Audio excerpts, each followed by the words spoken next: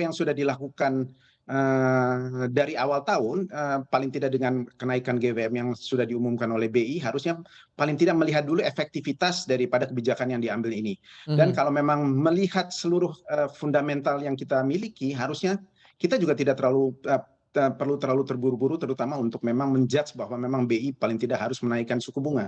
Karena Mhm. kalau kita lihat dari tingkat inflasi yang ada, memang headline inflation kita memang sudah di level 3,5-an, tetapi kalau kita lihat core inflation kita itu masih jauh di bawah, bahkan angka 2,58 itu masih cukup ada dalam rentang yang jauh antara 2 sampai 4% yang memang diambil oleh otoritas moneter kita. Mhm. Sehingga harusnya kita memang masih paling tidak harus menunggu sampai memang perkembangan berikutnya, terutama di kuartal ini, kuartal ketiga at least, sampai nanti kita melihat bagaimana efektivitas daripada kenaikan GWM yang sudah Mhm. dilakukan sampai dengan bulan September tersebut.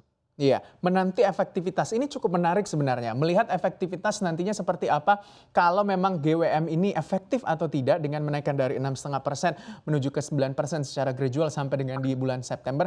Tapi di satu sisi sebenarnya Bank Indonesia masih tetap melakukan burden sharing, membeli surat utang negara yang kalau kita ketahui juga nantinya ujung-ujungnya kan pemerintah akan menggelontorkan begitu. Termasuk diantaranya berbagai macam subsidi untuk tetap bisa menjaga bagaimana perekonomian dan juga konsumsi masyarakat. Apakah yang dilakukan oleh Bank Indonesia dengan menarik likuiditas ini efektif atau tidak? Karena kan di satu sisi ya tetap beli sun juga, Pak.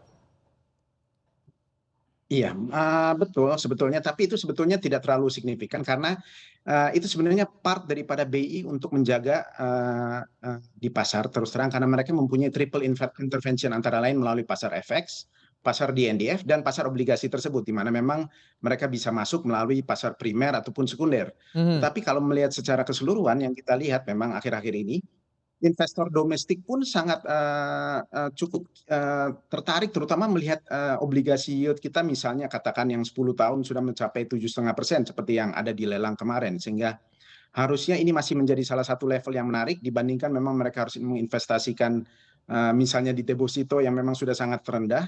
Terus terang memang ini masih merupakan salah satu instrumen yang dipakai oleh pasar keuangan menempatkan kelebihan dana terutama yang ada di masyarakat begitu.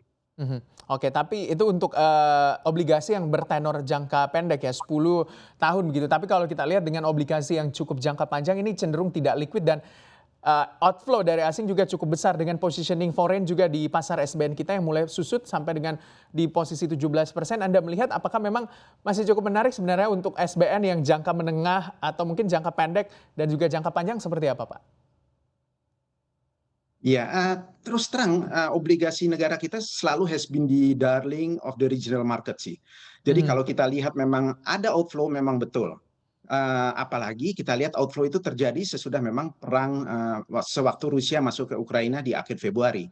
Karena kalau kita lihat dari outstanding yang ada waktu awal tahun sampai dengan Februari tersebut, terus terang masih di kisaran 900 T yang dimiliki oleh asing. Tetapi memang itu akhirnya terus menyusut sampai dengan sekarang posisinya di bawah 800 T. Sehingga itu mengakibatkan asing hanya memiliki 17% daripada portfolio total gitu di dalam negeri.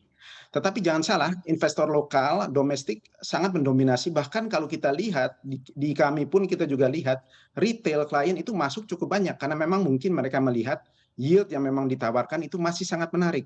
Dan Mhm. memang kalau kita bandingkan, yield kita dibandingkan dengan peer country yang lain, taruhlah Filipina, Malaysia, dan sebagainya, kita masih yang termasuk salah satu yang memang masih cukup baik gitu. Dan Mhm. bahkan at this level sekarang di 7,5% untuk 10 Mhm. tahun katakanlah, itu merupakan entering point yang cukup menarik begitu untuk memang dimiliki oleh investor begitu. 7,5% untuk SBN 10 tahun masih cukup menarik diperhatikan oleh investor, utamanya berarti domestik yang akan mendrive begitu ya untuk posisi, obligasi kita?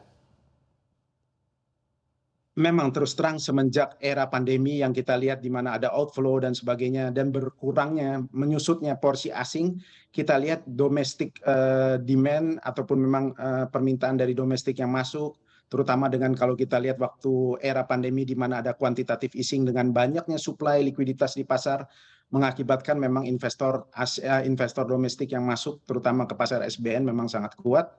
Dan memang itu sebenarnya antara SBN dan juga bursa saham kita yang sama-sama terus terang memang sangat menarik, terutama di era dari 2020 sampai dengan sekarang begitu.